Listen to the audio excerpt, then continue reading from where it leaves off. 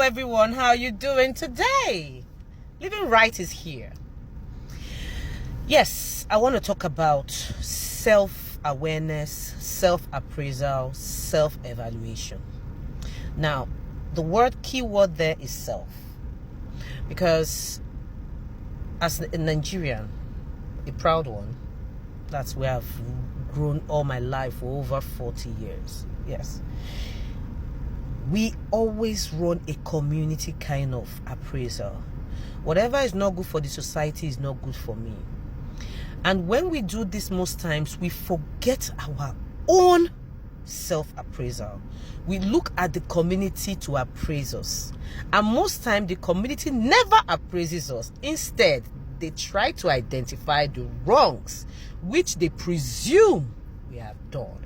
Because until it is actually done, you cannot accuse anybody of doing such. So self-appraisal is a key factor of actually living. But as Nigerians, we hardly do it. We want to get validation from our parents. We want to get validation from our friends. We want to get validation from our partners. We want to get validation from our children. We want to get validation from our workplace. So many people lack self-awareness, self-validation, self-appraisal. They wait for others, and when others don't appraise them, they feel dead. They feel lost. They feel confused. Before now, I was part of those people that wanted to do things to fit the society, to fit me. At the end of the day, I noticed that I was not even noticed. I was not even regarded. Instead, I was chastised. I was criticized. Why? Because I always looked up to them. But when I discovered myself, especially when something happened to me in the year 2000, I was driving and I usually have tummy ache, but I just looked at it as gas because I was bloated. I was very big. My weight then was 115 kg. So I was always having this tummy ache. So I felt it was just tummy ache to go as usual. It persisted for some time, only for me to find out that I had a history of fibroid removal after my first child. Then I now had 4 kids after her. So the surgery had some adhesions, which is some parts that the fibroid was removed that gummed together. So that now created an obstruction to my womb and my intestine. There was some kind of fusion there. So that now caused the bloatedness. That means gas was finding it difficult to pass through a part that is already narrowed due to the adhesion.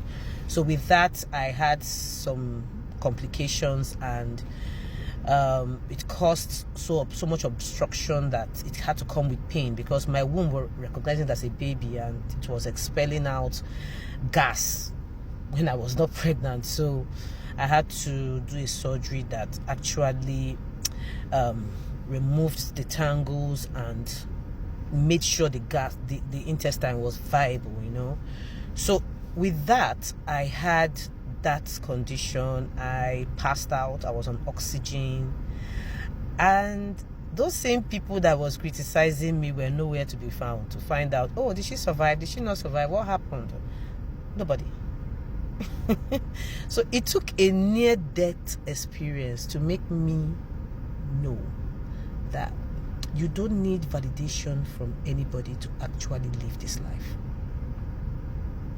You don't need anybody to assist you in making your decision.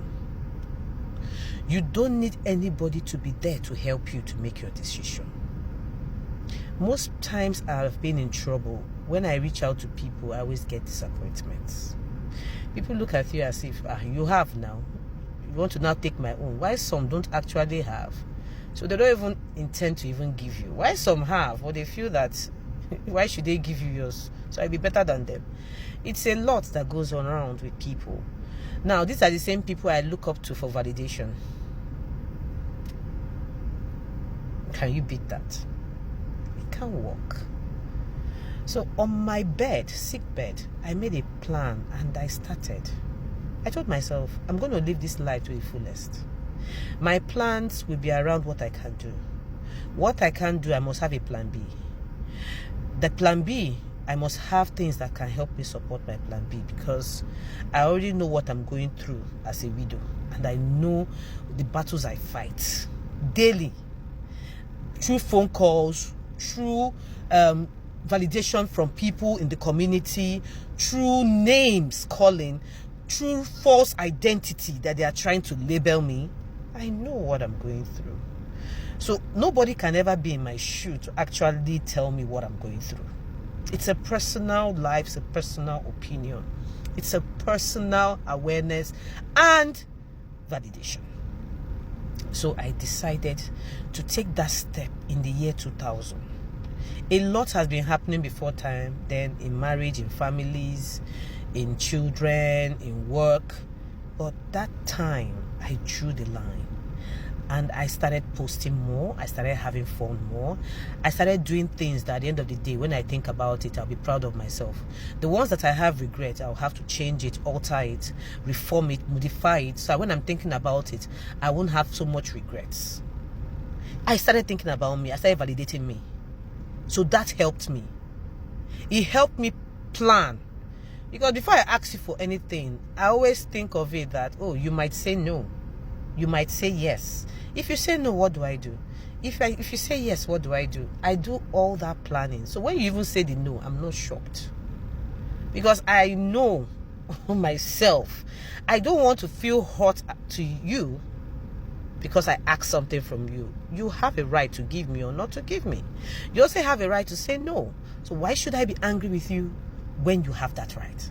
So I had to validate me and my emotions and my opinions and tell myself I don't need to get angry with somebody because the person has a right to do what he wants to do or she wants to do. And with that, I yield. With that, I can tell you this, that. So many people call me blunt. Yes, I am blunt. I don't know how to sugarcoat things, especially when I know it's real. If you call me, wake me up anytime in the day, what I say is no, is no. What I say is yes.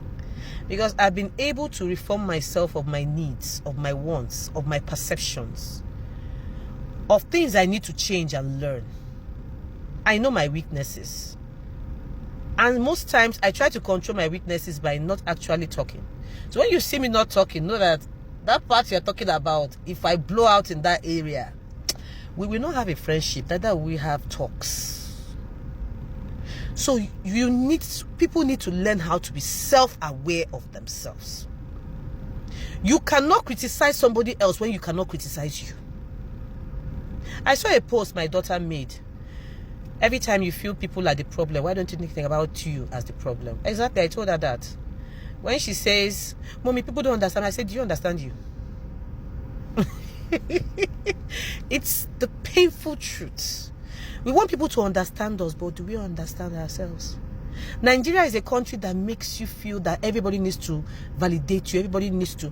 But most people there don't know how to be alone. They don't know how to make it on their own. They don't know how to seek opinions from themselves and correct things. And at the end of the day, what happens? They keep falling into different traps because everybody that they are asking for information is their own perception that they are telling them. They never created theirs. And when you come to a country like this where everybody is on their own, everybody is doing their own thing, you now see yourself being more alone and more confused. Confusion is a normal thing here, but when it's an extreme confusion, you make a lot of mistakes because you keep following different people's advice, different people's experience, without actually knowing if you can adapt to those experiences. This my videos never goes to anybody particular. It's about me. So sometimes people perceive things. Please don't perceive anything. Chidima talks based on what she experienced and what life has done to her. But I hope with this my video, you need to start learning how to guard yourself, validate yourself, be aware of yourself, and move yourself to the next level. Because that next level is open for everybody. Only those that have courage, self-determination, self-awareness, self-purpose, and self-worth can move it. I hope I've touched somebody this morning because this came to me today and I want to share it. So have a blessed day, everybody. More from Living Right. Ciao.